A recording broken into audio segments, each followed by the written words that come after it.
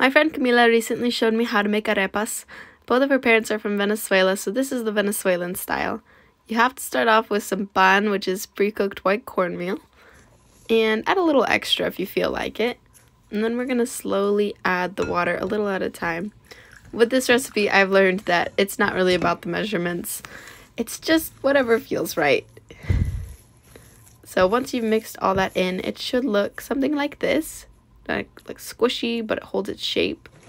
Then we're going to add some salt and oil and mix that in. You can also use your hands to knead it if you want.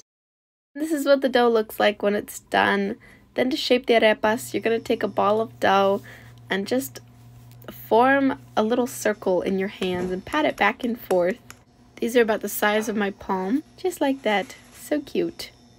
Then we're going to cook these in a pan over medium heat, and they're going to cook for about 5 minutes on both sides, so it's a little bit of a long time. And you can use a spatula to flip these, but I was feeling a little adventurous, so I just used my hand. Then to assemble, you're going to cut your arepas in half and fill them with cheese or meat, or honestly, whatever you want to put in these. They're so good.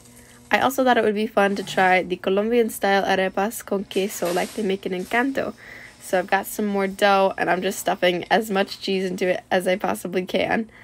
And then you're going to seal it up and then form it into a ball again and flatten it out into a circle. Just like that. I'm cooking these. They look so good already. And honestly, I loved both of these styles, but the fact that these are filled with melty cheese just makes them even better.